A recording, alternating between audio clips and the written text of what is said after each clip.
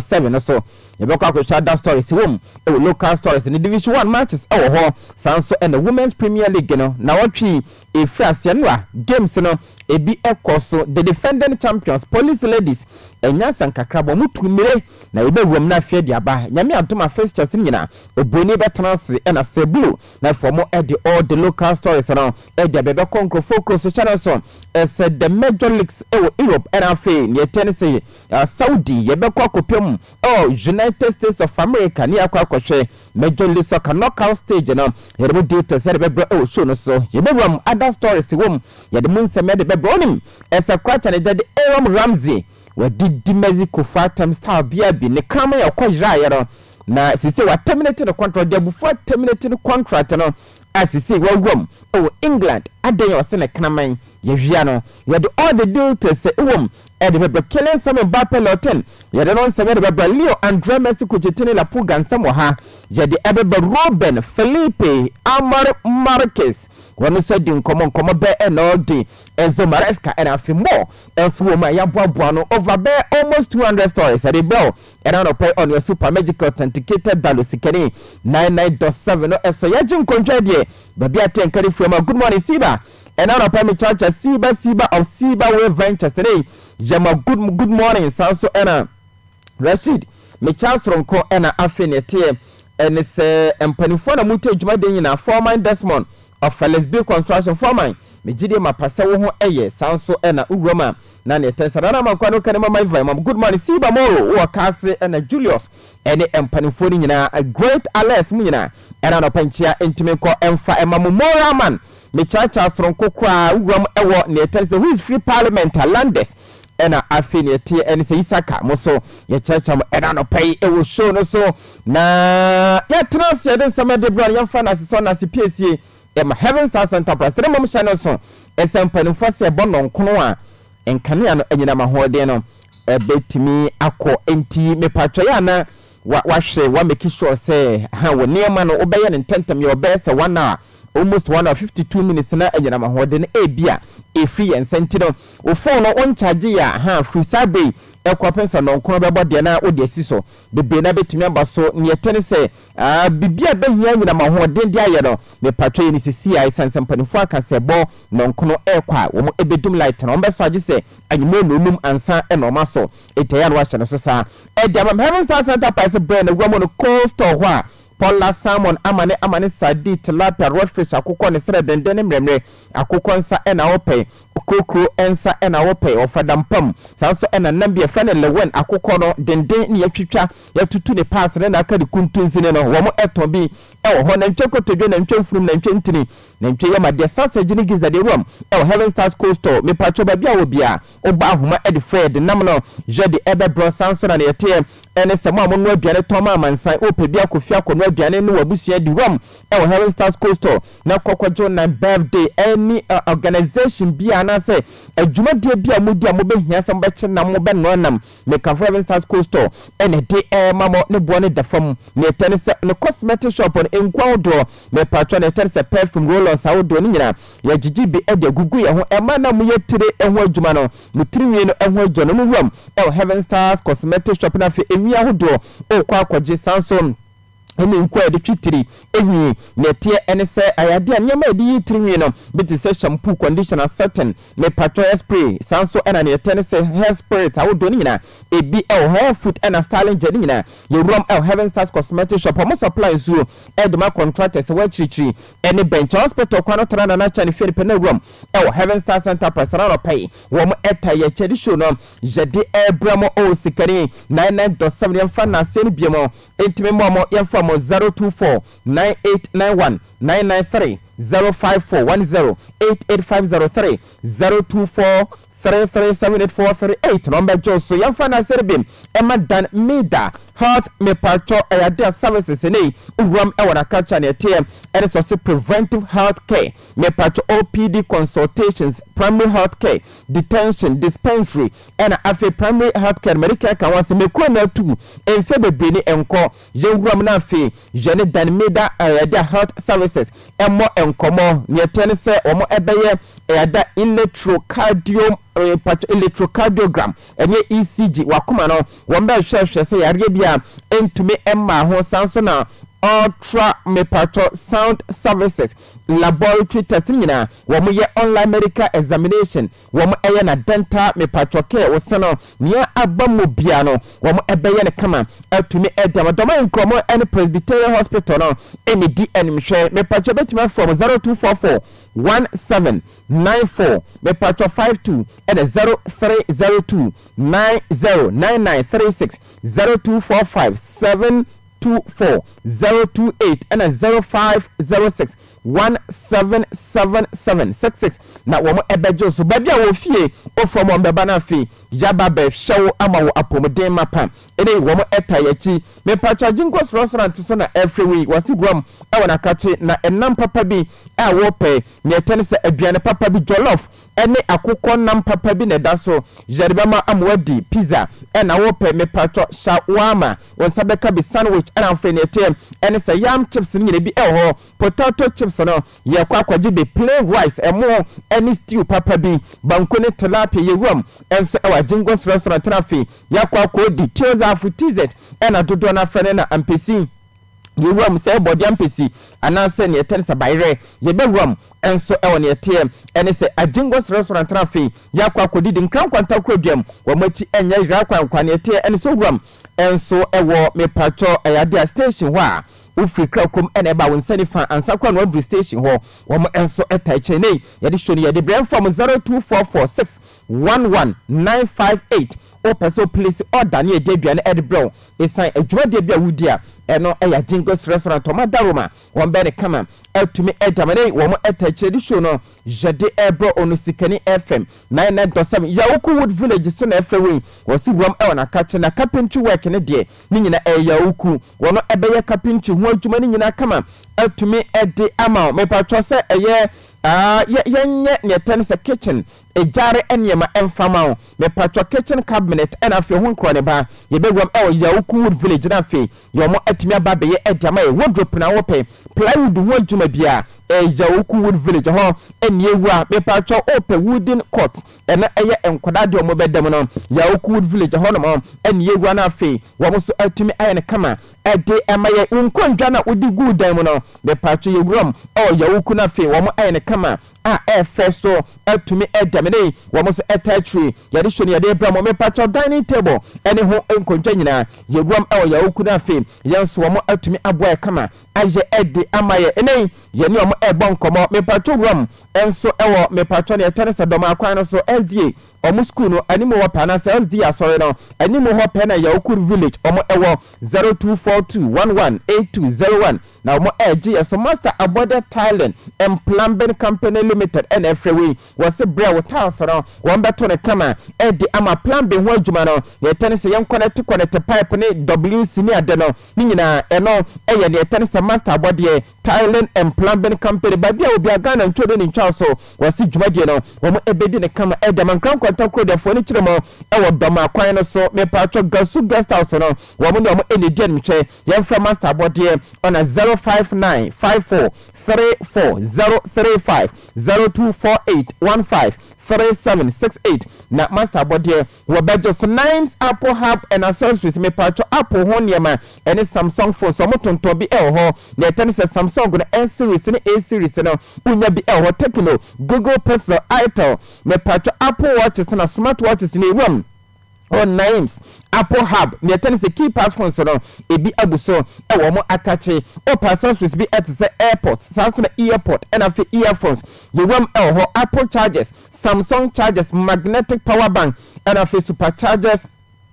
power bank ne tie ene se phone covers nyina ye kopapa phone pass bia bitsa phone screen yewam ho iPhone ene Samsung batteries nyina ebi ho no back glass a yɛde ɛma Apple ne Samsung yɛwam ɛwɔ Nimes Apple Hub and Accessories ohwehwɛ mu a wɔn ɛbɛn IB Provision Store no ewo awi lie ewo krakom ka no so ewo krakwata kode betimi afre 9 ona 05921923000 ana 0598399730 na wo ebeje so na fi wo mo ne enso adinsa wo so ma me na me homra me ban tantam se begwam na fi yakwa akopiem ewo amona ne edamona ne nsem no edi abro on your super magic authenticated dollars sikani 9.7 channel stream live from Facebook osikani FM na da sem na ni demu wa Facebook a na do comment atwas ye bejebre ye beka nyina kama e show no so etumi edia masaso no go YouTube atosikani FM ene su kopie mo horo ma me pacho YouTube no na wa subscribe de kama etumi edia ma na fro do comment no so to a ye bejebre beka nyina kama e show no so edia ma a text message no ye de befa 0200693025 and 0244094378 and I pay Pogba unbreakable untouchable boss to boss osikani de she good morning Nigeria mapase ohu eye yenko yenai ho na yemfa amona ne de na emfa emrew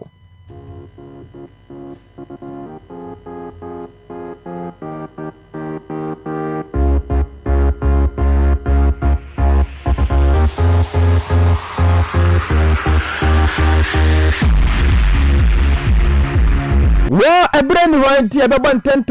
Thompson afia gwamo e de amana ne nsam no sane yaka no ye de ebeba yenkopem mo Premier League no yakopon eya aduma matches ne bebre na eho na watwi ewe ye gwamo yakopon eya aduma na 3 pm ezale na matches no pina hebetumi akoso yekuruma me patro Brighton Hove Albion wotem out the American Express Stadium wo mo any Leeds United bebo ye ruma out the turf ma Burnley wo mo so any Arsenal e shadia Bunny South Park no ene Crystal Palace team na mo Brentford FC e shadia Bunny Fulham wo mo so better mo Craven Cottage na fe wo mo any Wolverhampton Wanderers e shadia Bunny Nottingham Forest yemi atoma na the big game e toja e the City Ground wo mo Manchester United e na bebo shano so Manchester na mabobo so no nyina e 3 pm ezale na sa match na eba na me e atoma 5:30 no game back ko betoja e no e Tottenham Hotspur Stadium me pato Tottenham Hotspur team no wo mo any Chelsea the Blues the Pensioners bebo na me e atoma na 8 pm ezale Anfield no e no e Liverpool jo never Cologne wo mo ni Aston Villa e shadia Bunny yakopo ya atoma da chana Manchester no mienu e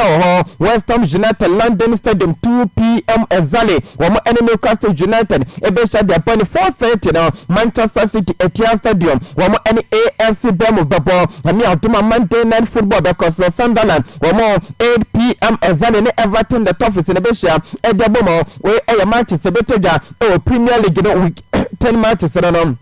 yagbe table no say na City Arsenal wo mo 22 AFC Bournemouth tosumi no wo mo 18 Tottenham Hotspur wo mo tosumi ensam wo mo 17 points ama Sunderland team no wo mo tosu 9 wo mo 17 points Manchester City wo mo tosu no wo mo 16 Manchester United tosu sia 16 Liverpool wo never Cologne wo mo betosu so wo mo 15 points ama Aston Villa team no wo mo tosu nwotwe wo mo 15 Chelsea the Blues the Pensioners wo mo tosu nkono wo mo 14 Crystal Palace team no wo mo na tosu do wo mo 13 points Roma sia wo pa no netie any relegation zone no 18 position Nottingham Forest wo mo 5 points West Ham United wo mo tosu 19 wo mo 4 Wolverhampton Wanderers team no wo mo tosu 20 wo mo 2 points Roma top scorers no say any city quite the third Ellen Brohala wo bod Manchester City wo bod 11 goals sama Igor Thiago wo bod Brentford FC wo bod 6 goals Antoine Salam Semenyo wo bod AFC Bournemouth team no wo bod 6 goals sama Jean-Philippe Mateta wo bod Crystal Palace the Eagles so 5 goals no abo Danny me Patrick Daniel ni Tekimensa Welbeck obo Edman Brighton Hove Albion wo bod 5 goals sama Jayden Anthony wo bod Mabele wo bod 4 Wilson Isedo wo bod Mabobo Quality Sunderland wo bod 4 goals sama Eli me Patrick Cooper wo so about AFC Bournemouth team no wo bod 4 Brandon Bomo Manchester United 4 goals no abo me Patrick Nick Ultimate obo Edman Newcastle United wo so about 4 goals Ramon 10 times Kopemo Penny colorful scintillating La Liga no Monday 11 start here Bobo quality hotefe womo etna fe boy camino Edison Girona emani timo baako kwachani dem enso de Mario Martin with the canco twat na boya moyara womo de bo 2 goals na de hotefe Roma Girona 1 consolation goal and here Christians 20 when they nyadima Girona timo eti hotefe 2 Girona 1 ye Roma Monday 11 nyamia tumene Manchester bebe no ebetumi akoso je kopia mo via yellow samara mo yetna fie ene Estadio de la Ceramica womo ene Rayo Vallecano shade bom 1 p.m. Zania ne na game na eba ye Roma enso on ye tennis Riyadh and Metropolitano Atletico Madrid timno eno eye 3:15 ne womo ene Sevilla ebe shade boni yon coach Rosso Sada de Tinamo Rola Roda womo ene Athletic Club de Bilbao eno eye 5:30 Zania na game no eno eba so ye Roma de Benabawa Roma de Los Blancos Los Naranjas ne 8 p.m. Zali womo ene Valencia ebe shade boni yon coach nyami atuma dat na matches no na Monday bi so da koso Levante womo etna fi 1 p.m. dat na womo ene Celta Vigo ebe shade boni Deportivo Alaves no womo ebe termo de Mendizorosa womo ene Espanya odachana ene 3:15 zale na game no kwa Barcelona team no womo sono womo ene bobo quality de ouche ebe shade boni ene game 5:30 odachana ene Baso Robert team no womo enso Roma Yoka ene me patro 8 p.m. zale na match na Baso Monday Real Oviedo 8 p.m. womo ene Sasuna na bebo ene games no La Liga Roma tantoms top scorers no anasa mesremo momo ye Roma League log no enso yan coach Roma de team no womo 27 Barcelona womo 22 Amavia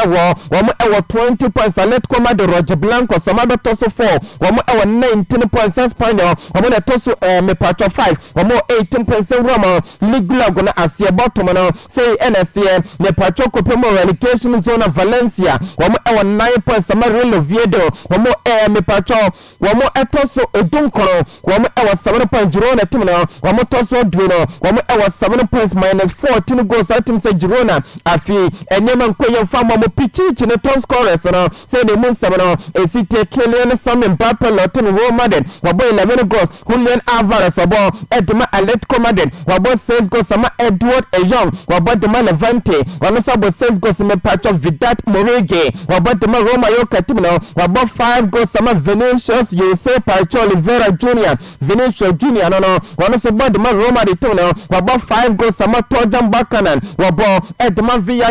Yellow Samare wano sabo 5 goals me patch on your team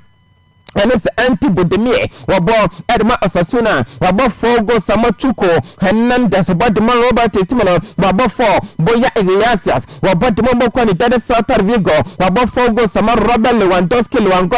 wabo Dema Barcelona Timno wabo 4 goals Roman Tantamson Romo Italy Italian Calcio Serie A Monday 10 yami atumene Manchester P eba yewomo ewo Blue Nugget Stadium Udine Calcio wamo eni Atalanta Bergamo shade boni 4 me pamacho 2 p.m. zale na match na eba ne tennis Roma Diego Armando Maradona me patro Società Sportiva Calcio Napoli eni 5 p.m. zale wamo ensrimbo quality de como ene shade boni na 7:45 no Roma Stadio me patro Giovanni Zenye ne tennis Cremonese wamo eni Juventus Bianconeri shade boni nyame atoma dachina Serie A games ne be kosohala Verona watrafie eno Mark Antonio Bentegode wamo any Inter Milan Benamata na Razori ebebo ene 11:30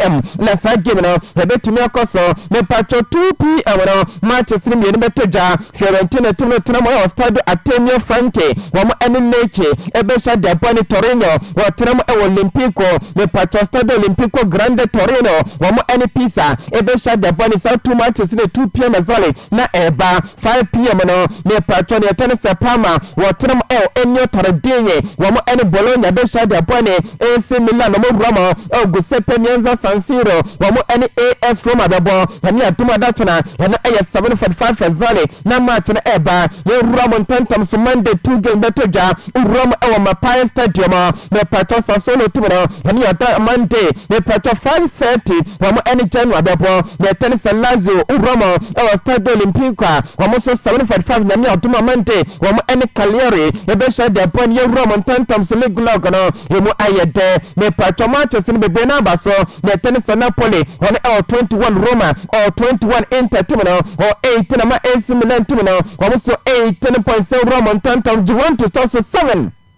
number 15 na sia ho ne tennis Helen Voronya wono e won ne tennis 5 points me pacho 14 or 4 points also dunku no du no no e January wono e only 3 points munsem ye dema ye Roma o capo canoniere me pacho top scorers ne city Ricardo Orsolini wono e badima Bologna timo wabo 5 goals sama hakancha Hanolo wabadima Inter Milan Benematen Razori wabo 5 goals sama Andre Frank Zambo Anguissa wabadima Napoli wabo 4 Federico Bonazzoli wabo kwa Derek Cremonese wabo 4 Kevin De Bruyne wabadima Napoli wabo 4 goals sama Nico Paz wabadima Camo wanoso wabo 4 goals sama Christian Metpolise kobo edima AC Milan timo wabo 4 goals Angie Boni wabadima kwa Derek Inter wabo 3 Matteo Cancelliere wabadima Lazio wabo 3 goals sama me patro Croatian team Edika Kainan me patro de wabadima Udine wanoso wabo 3 goals Roman tantam siankoshe Germany powerful Bundesliga channel so sama de na no enwa game back to the toja bobo kwa de Augsburg wamo etna fie eno so ema bobo kwa de Dortmund ekwocho mo bobe ka ba ko wamo ntumi akwa ankwate kwa charity enso ede me pacha say Goese wana bodo ni goduma Dortmund tim na yon ramo made na no ewo Bundesliga de no na mi atuma de ma chasere be prina etumi akoso 230 channel so sa fama ne nse kwasi buroni Idris Abre ya no atumi chim ne time hey na buroni pa ono atumi chim time no se no pe awurade nyamia ento machi mama time se about 2:30 first na 1:30 is about 2 rare ne atene se match se metoja ne pato man so 5 team no wo any Vita Premier be share e de bomo wo mewa arena de Kuroma enso on atene se RB Leipzig wo tero Rebel Arena wo any VB to be share de bone ne pato stadium under Arten Fosterai and your Junior Berlin team no wo me SF bababo ne pato Sempoli wo tenamo e wo Melanto stadium na fi wo any Borussia Mönchengladbach ka share de bone Roma o Vita Arena ne pato den team no wo any entrance from for be share de bone 5:30 game kesi ba ne tennis Roma Alliance Arena Bayern Munich da Rotten Bavaria samom any buyer offer wa kusene babani 5:30 ada ena sa big game no etimi abase Roma nyame atoma da chene games ne ba koso Roma Win Energy Stadium FC Cologne Women Hamburger LV 2:30 da chene ena ba 4:30 eno VFF Wolfsburg Volkswagen Arena wamo NTG Hoffenheim ebesha dia bone je Roman tantam league log no after so biano abo 8 matches no Bayern Munich come 24 Dortmund abo 20 ne 9 games na wie ono ewo 20 points RB Leipzig kotoso miensa or 19 VfB Stuttgart kotoso 9 ono 18 points Bayer 04 Leverkusen wamo toso 5 wamo ewo 17 points munsem jedema league log no asie say nesa kwa relegation playoffs no me patron e tosu dinsia -05 or 4 points ne tenese Rom our 17 position Heidenheim wamo our 4 points Borussia Mönchengladbach wamo our 3 points enema nkoye famu amo je Roma kikata jaka kanona top scorers chart the same city Harry Edward Kane wabo 12 goals Jonathan Baquet wabo erobo kwa the entrance Frankfurt wabo 6 ne patron Fesnik Aslani wabo de Mathieu Jofiam wabo 5 goals Christopher Baumgartner wabo de RB Leipzig wabo 5 goals Samuel Luis Diaz wabo de Bayern Munich wabo 5 Saint Goyase wabo de Dortmund wabo 5 goals Chan Ozan wabo de Eintracht Frankfurt wabo 5 goals Ilias Ansan wabo de Junior Berlin wabo 4 me patro Alex Grimaldo wabo de Bayern Leverkusen wabo 4 goals Samuel Michael Olisibo ema Bayern Munich team no one so 4 goals Roman tantam so Yanko Pema France League A matches in the atuma na 3 games so Paris Saint-Germain Roma and so me patro Parc des Princesses wamo any OGC ni special the boom 4 p.m. exactly the Roma Stadium anase Stade Louis II AS Monaco wamo ene Paris FC be shade abom ene 6 play mezali oze wo betra fie na mo Marseille shade abom 8-5 zali na sama chena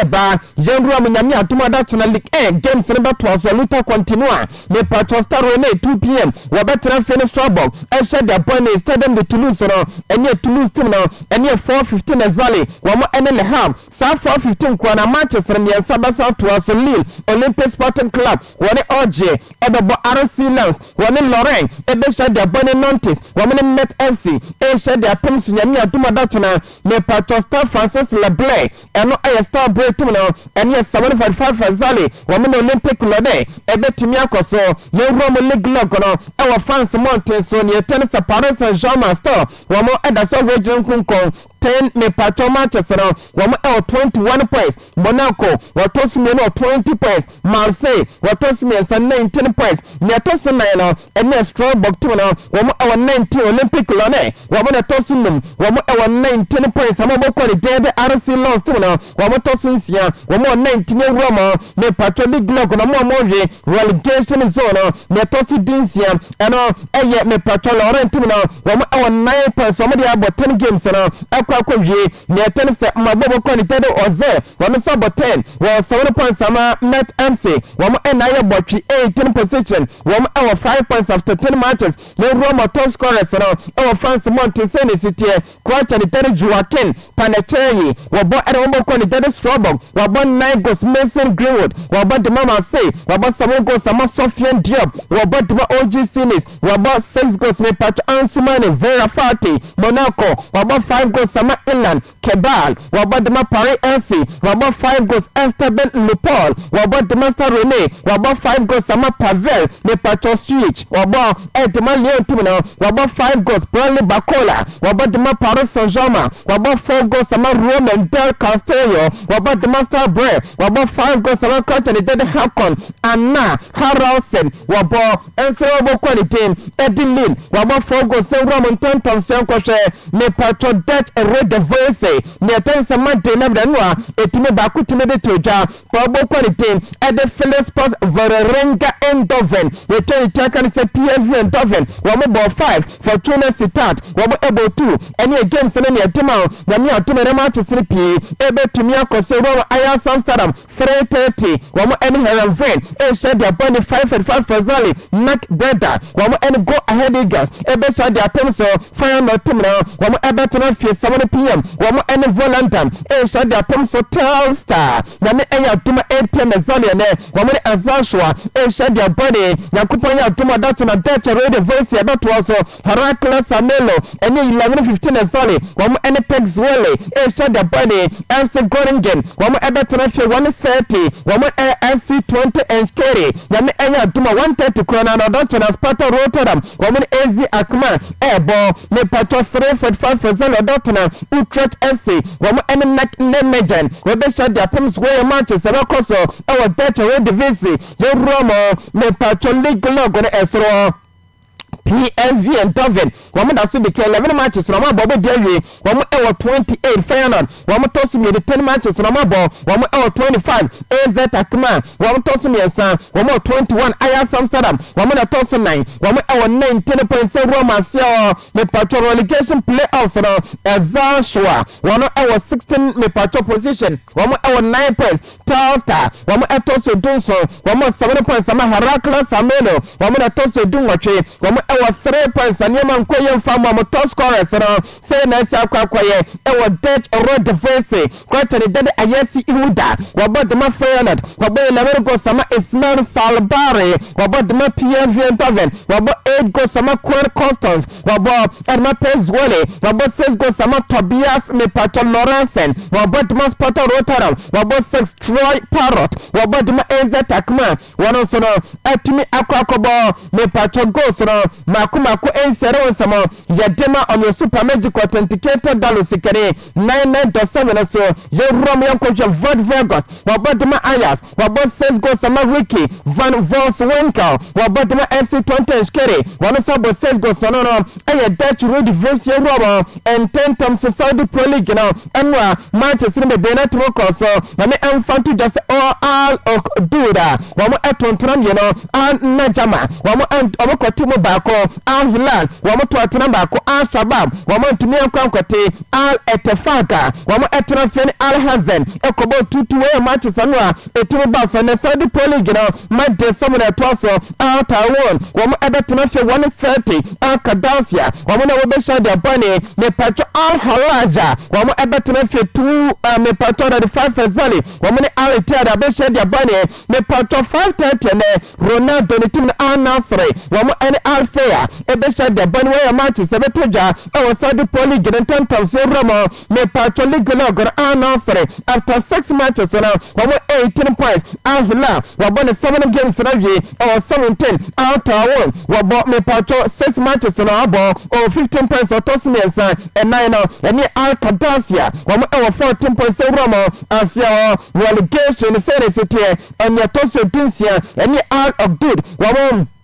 4 points me patro damak wamo toso dunso wamo 3 an najama and Kofan 7 matches 1 draw community mobi it almost 0 point I want some Jadema top scorers in the city Jao Felix Esquera wabo and so wabo quality Al Nasr won 9 goals Joshua Christopher Mepacho Cresken Kojo wabodima Al Halaji wabo 7 goals Mepacho Julian Quinones wabodima Al Kadasia wabo 6 Marcos Leonardo wabodima Al Hilal wabo 6 goals sama Cristiano Ronaldo dos Santos Alvaro CR7 wabodima Al Nasr wabo 6 goals sama Ivan Tony Ali wabo 5 goals Halit Mepacho ede Aganam wabodima quality ede Al Etefaki wanoso abo 4 Jani Ferrara Carrasco wabodima Al Shabab wabo 4 goals Alessandro Lacazette wabo Edma Niom wabo 4 goals sama Mamadou wabodima Al Riyad wanoso abo 4 Jeromo United States of America wamen fantuja as a Major League Soccer playoffs games ni nyame otuma weekend day return encounters na eba New York City FC wamo ene Charlotte FC ne eno aye 7:30 na eba Chicago Fire 9:30 ne wamo ene Philadelphia me Pacho Junior ebe shada bani 11:30 na na dwi Nashville ene Lionel Andrea Messi kujitene la Pulga team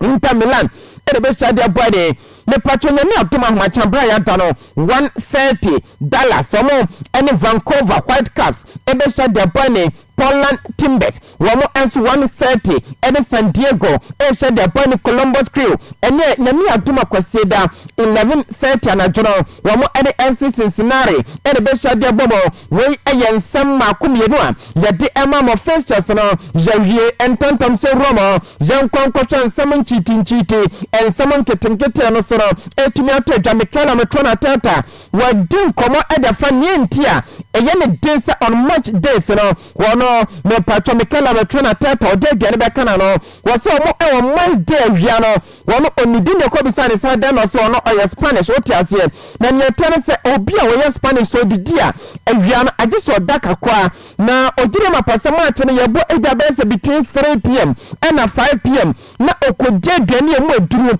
ebiabese 12 p.m. and 1 p.m. agiso wodaka kra ekobasa so bia masa osesa bre no ani bra na ba enye nansama na ye ancient time eni ntino no oso o match ewia we midi on fashwe enkana no yenkwete Mikel Arteta ne sabodi tuja no.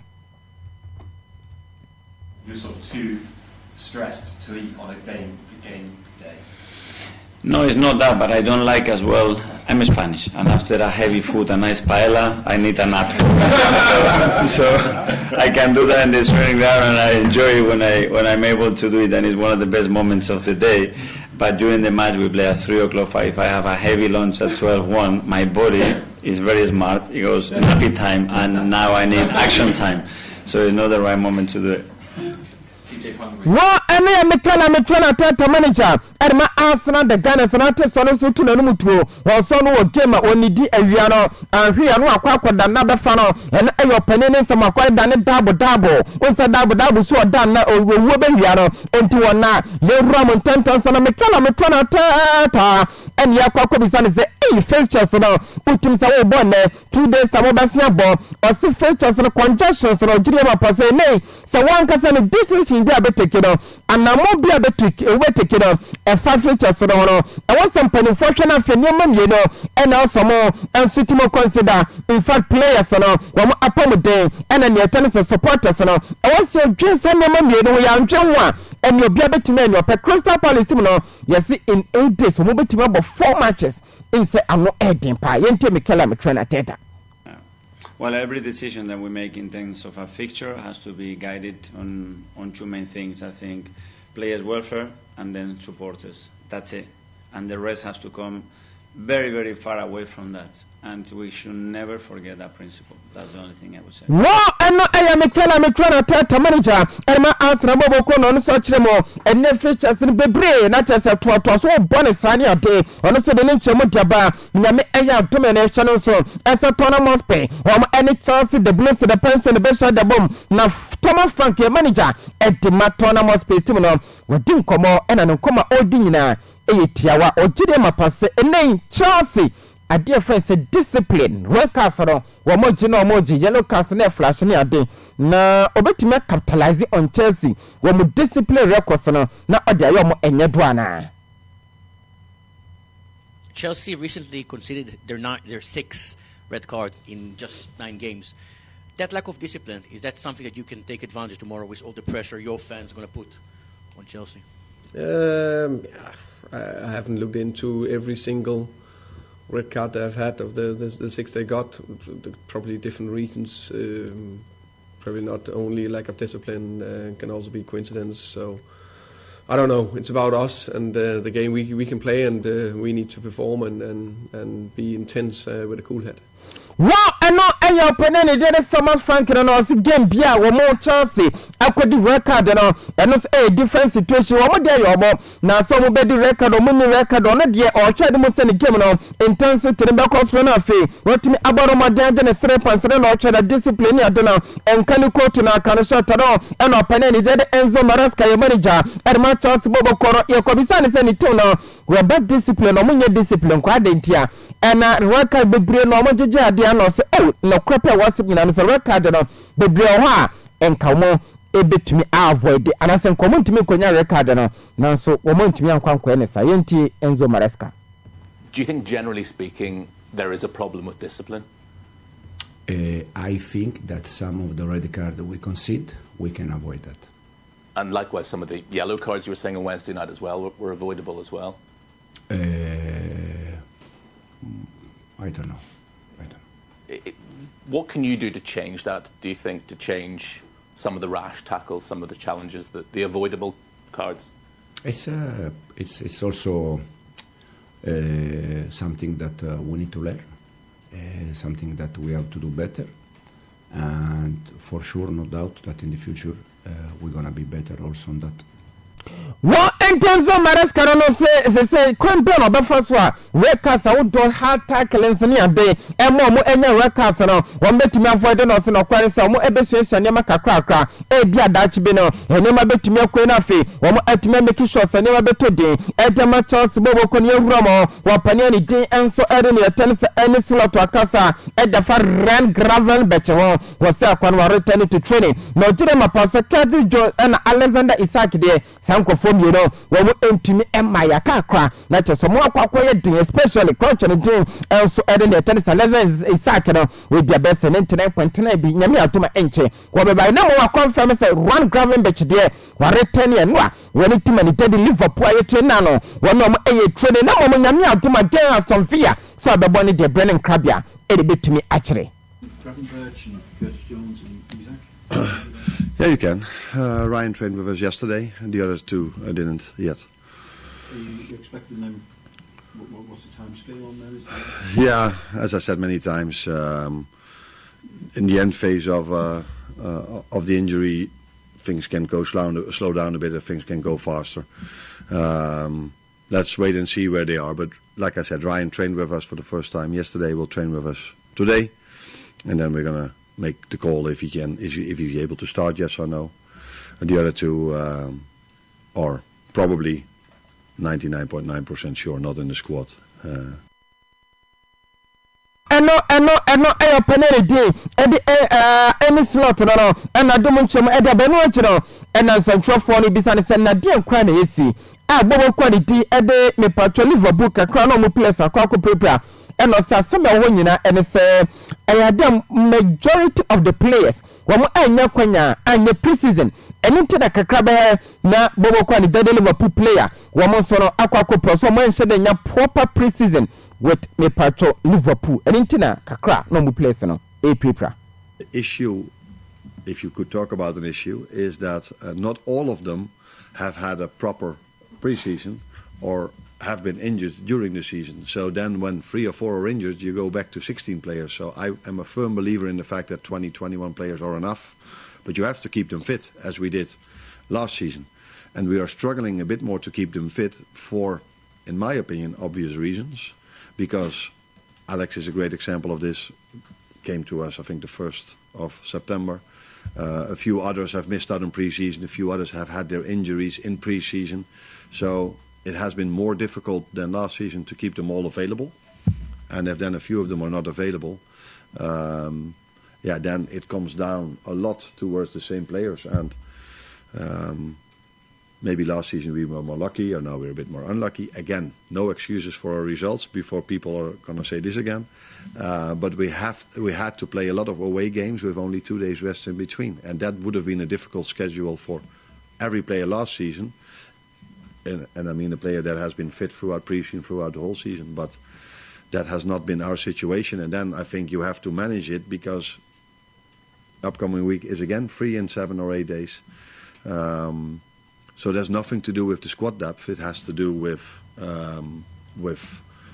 how we've went through the season in terms of injuries and availability, and players available to play every single time 2 games in 3 days. Wa entiane any slot and atisade munchemo edeba fixtures no congested ni na ka obi and more of players no prepare ni ade na ye gura mo opani ani din ede Sean Dyke no opani oya adwuma edema Northern Forest team na Sean Dyke ene kwadi nkomo na say bi se kwambia saba na oye unemployed na ene kobisa about opani ani din enso so ede ne tennis Robin Felipe Marquez Amorim enso opani no wapade ho wo hu siremo enyama nkoye wanyane yentine ni mante ni nyina nsa sabe na Manchester United na struggle Ruben Amorim na chasa ne formation no ne patro so ye nyama bebre enyama ntimi nkoye entimi emfama no eno ene ko bisa Sean Dyke no kase so no ena Manchester United de kwana enka Manchester no watimi aweni bebre na amanyema ekoye etumi edema no ene wababa ya juma de Northern Forest mi ne Nottingham Forest Manchester United o City Grand game no Batoja enya sanketo ko bisa Sean Dyke se sasem no kan ye no na odaso gyina na so di enti o kan sasem no se ebuo unim sansan trofo a wo mo pe ensem akwakotwere etoda entro wo mo di ntro ye fa bibisa clickbait na chasade no ye the headline de to on hu na ohu a okwanto no wa miaso na chasa won so no wakwa kenkan be wo se sasem no kan nkofo gyina no edisi bone sa be kwa na so wasande tudwa ese Robin Felipe Marquez Amorim Germany mere na onya mere betime ya adwuma no wase sansam ne dansantwofo na nka nebom nia okan yese nkone ne kwa Manchester United a enkwaje mo prince no eno ene de headline ekoye nsem bebre ho ye top na ni team Sean Dyke manager at the Northern Forest team now. You know, it's unfortunate nowadays for us, whether you're a pundit or a manager. Clickbait kills everything. You know, it changed the whole story. I'm sure the Man United have got a big enough press department to watch that whole interview, because I equally said I want managers to be given time. I don't like seeing managers coming out of situations, because I've had it. Eno Sean Dyke no manager Edman Northern Forest Roman Thompson Robin Felipe Marquez Amorim we manager Edman Manchester United wasinya mi adoma December bosome no ne tennis Nations Cup betoja Morocco Mountains ntini players ni miero eno eye Amad Diallo me patro kwacha ne Dead Brown Mbuemo wamba be junemo eye aduma respectively edama Elephant la Côte d'Ivoire and Indomitable Lions of Cameroon eno si ebuo sadia da be ha drink akwa na so gide mapase eye bre kwa na no ebe sound so about players na wo enya kwanya nsia kan from Manchester United no wo so benya kwanya no masi aka Edema United yente Ruben Amorim. we'll have time to suffer with that. We are going to struggle a little bit, but we already knew it's going to be an opportunity, because when I watch the trainings, there are players they should be playing, but it's hard with one game to take some players from the team because they are doing well also during the training in the games. So other players are going to have the opportunity to help us. They are understanding the way we want to play. So if we are improving on that, the change of characteristics are not going to change the idea or the momentum of the team. But let's use Ahmad and Brian in these games, and then we'll see in Well, I know NC Penny get Robin, Felipe, Marquez, our manager, and Manchester United, Romana Brown and Buemo, Aquano, Jumapa, Wayentino, and Pedfa Barabaso, Esen Yamian no Crane, Ugramo in the month of Neatia, and it's October, and Manchester United play of the month, and Pedfa Action and Sasa, Aquapon, Aqua what you may answer any papa, you say Pep Guardiola Sala, or manager, at the Manchester City, that Sky Blues, the Soto. And so didn't come Monkoma ordinary tiawa was the ene Philip me part of Philip Water one and so aye Foden Philip Water Foden one year juma and Manchester City nyame adomene with na kwanya sakai and Manchester City about 200 Premier League games no say aye na hoa eso no me part of the tier and say Joseph Guardiola Sala one manage akodake to Philip Water Foden ene wa babenya 200 me part of Premier League appearances Manchester City NTA Joseph Pep Guardiola Sala. Afternoon, Pat. Phil Foden could make his 200th Premier League appearance. How many? 200th wow. Premier League appearance this weekend. Just for you, what has it been like to see him grow up, I suppose, from 17 years old to see him now at 25? It's an honor for me to have seen these 200 games close to him and the impact has done for us, for the club of his heart, and it's a good milestone, especially at his age, I would say. Would you like to see him back in the England squad? It gets announced next week. He's it's a question for Thomas. He has to play as best as possible. Of course, the contention is not easy. English players are fantastic in his position. There are many. I have to play good every day, and after Thomas will decide the best for the national team. No, anti Central and some besides so the person who is so original the Ferrell Lions of England, the Banana Chasoya Juma Kama, Edmond as a southwest with a Pachokora Kobisa, or Penny Derek Thomas to Kelesons or and their manager, the Ferrell Lions of England, Tumana, and then the Onanga send him the English players on the Donald Dawson, or Atasita, and Tene Bibian Senior Quenya so Musakai, and the Ferrell Lions, Ramadimos and Intino, what did you bet Penansono, and Thomas took and the manager, or Edmond the Ferrell Lions, Robert decided the number of players and as a player Patiano or the Ferrell Lions national to Roma, Jean Coche good old Luka Modric, and then Fiona Biana, the Pachoco Roma was Serie A on your tier, and it's the Italian Footballers Association, Wamako Tuaba, Esa Bosume, and not a September, when they play and Montemasonia, and a Luka Modric to Sakai, Edma AC Milan, Diavolo Rosaneri, Wamasaquano, Jan Montemasoni, Tanya Romano, yes, in the month of September, play a Biennial. Our boy, I was Serie Animal near tennis and Montemasoni in terms of touches, when you have 748 touches, and a Dima AC Milan Timino, the Pacho completing more passes, and the Champlain Bia, and you have 559, and a Luka Modric, and Quano Goda, yes, Roma, Manchester United, young coach, Robin Felipe Amar Marquez, manager, and Mama was a name that they are the kind of training players, as a one quality, and then the Pacho Carlos or Wiki Casimiro was a Casimiro Quanijai, one of the Edu Babino, not Casimiro, when Shadow games to be Massa, and from Manchester United team now, so Essa said that they are the country players, as a games, Ubenya Biabuntino, near tennis a crouch in the Ugama Manchester United, will say I can't come out, that Manchester United Bobo Kono, and Tabribo can the training players, and I say, PBS, I can't, and Manchester United making sure, say, Obasha Carlos or Wiki Carlos Rafa Casemiro ho na kwani jai wono adano nya bi mo no wo back no tenance ye no train massively ne wo Roma wo ye tuma ne kana e Manchester United too no e na tena Robin Philippe Amorim wo so akanda train players no adabiara do de chromo wo se me ne 7 players maintain obi a o e na men no bi enche obi enye din e na 7 players enye caliber ne tene se wo ababo e te se ne Manchester United ne patwala wa je so peso si akan e te Manchester United ne Manchester United philosophy ne fa no wo e na benya kwan asi akan e de Manchester United wo se o try so be chere ne mamo e de chere players no se ne be obeye fair to obi a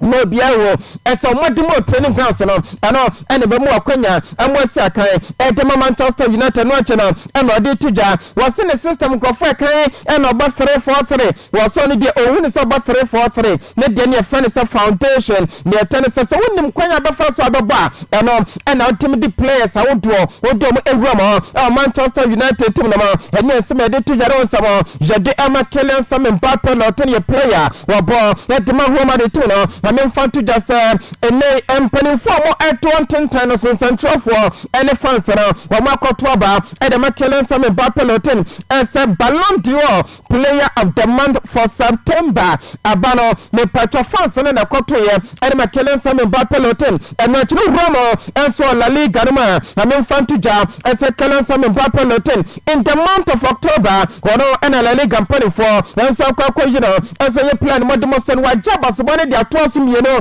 enwa na nya sam ko to Roma enso on the tennis Madrid mountain so no European Golden Boot Award na de koma wunia office ni se ke no aye Kylian Mbappe le tene daka kwa ya de ama no no chino ena Mbappe ye ko bisane se no wo hwa niema nsanchira ne niema Cristiano Ronaldo da Santos Avaro CR7 oye aduma Roma de tim no wo betumi akasa crash no wo betumi abọ modern de che Ronaldo de na no nsanchira for no bisame sa asem ya eye na mi wu ne menkan isense Ronaldo no obi aboni din obi ani ma de nkonya kwa we pa yeye e wo Roma de bobokoro wo mo akache wo ya juma papa na Ronaldo obi ani se legacy wajai e da to Madrid no na kan se kwa ni mu ye pa na no Kylian Mbappe lotin wo ba ye me pato afini busumi nsie ni enya de wo no obetimi e de ne mfia se bi wadi e wo Madrid no wo betimi de akwa akoto ne ete eni se Ronaldo di ye Ronaldo di mfia nkono e wo Madrid bobokoro mo wo no 1 year 6 months pe ena Ronaldo so kwa no nam ne kwan so won pese obefa Ronaldo kwan no so dabi won ankasa so ye Mbappe ene won so pese wo fa ne kwan so na cha so ye adwuma kama na so se boni din e de bata Ronaldo ho a e mana anahowa ho a na so no won kasa ne Ronaldo be ye ene be no ne Kylian Mbappe lotin wo pese ye wo so ne nam ne kwan so ene crouch ne de no ene chi ne ko bisane se difference be ne wo mo between Bobo kwa de Paris Saint-Germain ena Roma de tim no se ena se we de difference na eson papa esa 7 players so firi a e ko bole katanga ne etenie wase Roma de tim no bia nim se eyetim e wo experience ba ya chetete kwatim pa na Paris Saint-Germain de na no ada ena omo ba wojire ma paso Roma Paris Saint-Germain na ko pema France wo mo so no na cha so mo bo modern papa amuso eye adwuma dendende wo mo nyina culture se ne different culture ne yade wojire ma paso ne de Roma de two now the best club in the world o ko pema ne pacho Paris Saint-Germain or say one of the best clubs we are say enedie nani eje eso ni nya kwanya sakan edma pje say wo bobo enso dem Roma de two now crouch and the Kylian Mbappe lotin wono so ne general ye Roma pa la bele pa ba ne pacho crouch no na say wo second mo na ko two now wono so training grounds no koko prayer ne pacho ne 9% ya fanse anko no mo akwatech me kwateste ye empanifo nya de serious ne ya me aya atome ne wa mo game mo bo no wa ba me next week no me patron ya tell support la bi ne poba wa ba retana be ya juma e da wa bobo quality en so AS mana ko frolic en mo ye Ramo Andre Philippe Morera de Sousa Paulo Fonseca wono manager ke so ya juma en so bobo quality e the Olympic Lionel na ye ko bisano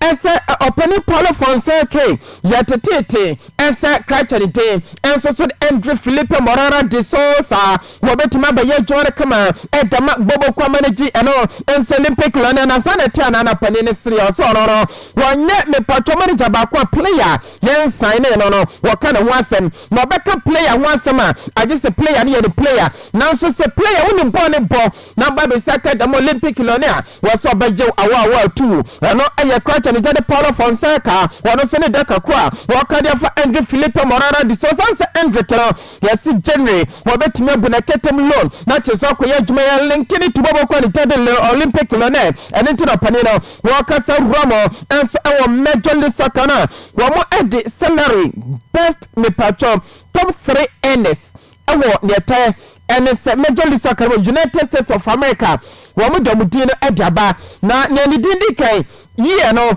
eye Leo Andre Messi kuchitine la Pulga waje 17.6 million euros netos mi no san hemen wano eje 9.6 million euros Sergio Busquets Burgos wabo edema me patro Inter Miami team no waje 7.5 million euros eno eye latest eno sama Jade Emma Dr. Dre wano ena chese sa a headset na your friend Big by Dre wono ene ye ne dia the brand no na odi enye ye gold odi akwache Jean Lamine Jamal na Jean Lamine Jamal ena ne tere se o grant interview bi ena sa brand onyine no na otete Dr. Dre ena fe crachere dem so the eminem mo raps no was raps no na otia ebuano emma okofo do no so tum say yes wono ankasa no game na wo kowuam no na hunyina de akoshe game no esese nkofo no rapo so mo mreda ento no so kobo game na wo be boss ha chese o mreda ena Dr. Dre wodi me patwa headphone odi akwakoche no en wa tro so was ene wono oya friend say young me patwa king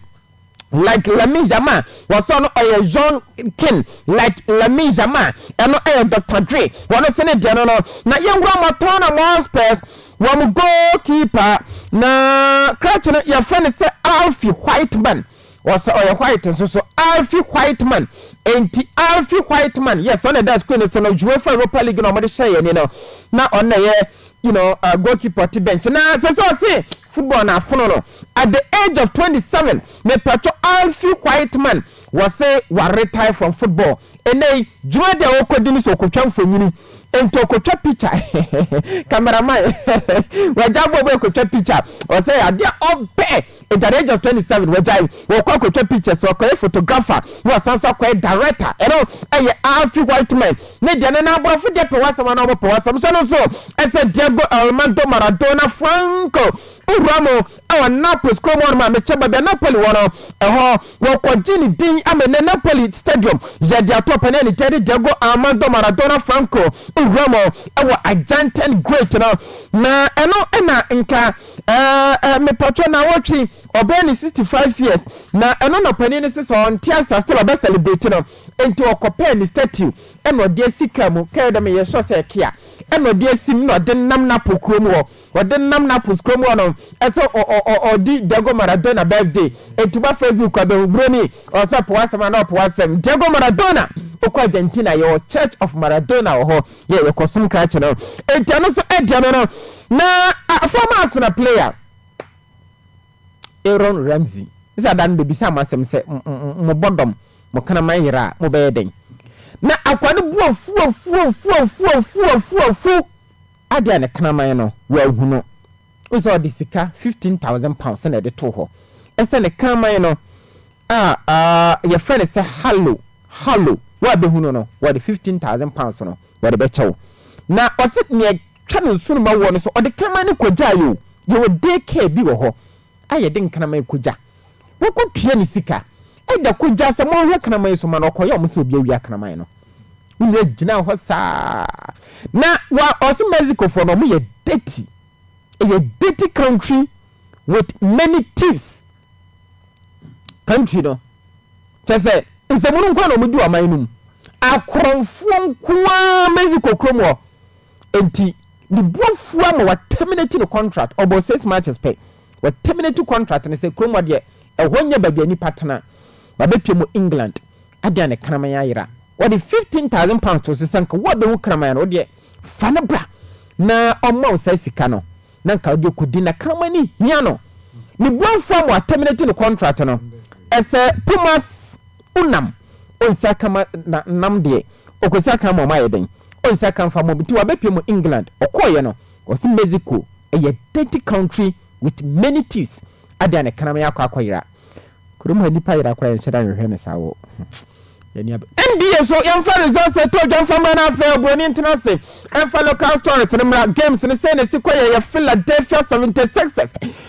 wamo 108 against Boston Celtics 109 and almost to tontana basketball mu me patcho nye football basketball e bia baka se football 100 goals kan wedding na yanko Indiana Pacers 108 Atlanta Hawks 128 no Cleveland Cavaliers former champions niema nkoya mfamo wamo tena ho basket no me 101 Toronto Raptors wamo 112 no Chicago Bulls wamo tena say yes wamo ye nantwini be mapa entomo so ye 135 York Knicks a basket 125 and say ne tedwa Memphis Grizzlies so motena fie nyema nkoya mfamo basket no mo danke 112 Los Angeles Lakers 117 Phoenix Suns 118 Utah Jazz wamo ye 96 Portland Trail Blazers wamo ye 109 Denver Nuggets wamo ye 107 Los Angeles Clippers wamo ye 126 New Orleans Pelicans wamo ye 124 it way a games across so na nyame atuma Manchester Totos Milwaukee Bucks wamo ne Sacramento Kings ababo Charlotte Hornets wamo ne Minnesota Timberwolves Washington Wizards wamo ne Orlando Magic Indiana Pacers wamo ne Golden State Warriors Boston Celtics wamo ne Houston Rockets Detroit Pistons wamo ne Dallas Mavericks Oklahoma City Thunder wamo ne New Orleans Pelicans Brooklyn Nets wamo Philadelphia 76ers Cleveland Cavaliers wamo Atlanta Hawks Charlotte Hornets wamo Utah Jazz Toronto Raptors wamo Memphis Grizzlies wey a games about to job and so on yamfa boss mienu mi asabin sorry e wo djuma der so na tane so Roma nyakopo e aduma November bosumia yes me eneni dato so edunum 15th November Toronto Spurs Stadium me patcho bat bekoso na ene Chris Ubank Jr. woni kono bed e be shade bom emparifo £80 million na that's about no so quarter di Eddie Ubank Jr. wono wo benya £10 million and 60% of Sikaro and a Ben wono so ebenya me patcho £80 million and 40% na rematcha etumi abasa wonsam jade emeno na kono Ben was switching the camp at the finia tier and it's a baby what they say wo Romo and so essa sama fe woni me patcho Ubank Junior rematch now what me a concentrate akwa boss about no wo dire ma passer say was switching me patcho training Eddie Romo essa na ebetumi aboa no ama no so what me a fight smartly not just so so bibi atwa no na oye too emotional said there it's about game plan and no aye quarter the dead corner Ben was one ninku go tosumiro ono so ne dana no Anthony Joshua one so ene enkomo ekoso me patcho the promoter ye fele say at the end was ene enkomo twetwe ekoso na our person ko ba na nkene one so boss no wo beduma din adencheche na ne ohwehwe ni mo ene say some enkomo ekoso no dey about no ebe the most expensive bouter ebetumi abawiase the biggest fighter ene sike wo no enya sam kakraba ne ekoti dia edie no eno enso eye jepo ono na yese ni team etumi ababato monte na Ray Jones Jr. eno so no ye boss mu no na kwa wasem nyina no say Sugar Ray Robinson wono kwantimi anye ene ko bisa no say dia no waya me patcho Sugar Ray Robinson wantumi anye eno say light heavyweight title wono Roy Jones Jr. wakwajibi entaba pound for pound dia wono na the king eno eye Roy Jones Jr. ono se ne je kakra na brother kwara agime aba clinic wo mo de no pi na de ba twama so me patcho fapem agime go eye gonorrhea duro no azanso na selfless white candidiasis me patcho bema we the boss one we jam unya ne tenisa fapem aba capsules no na de fapem agime go no e de tato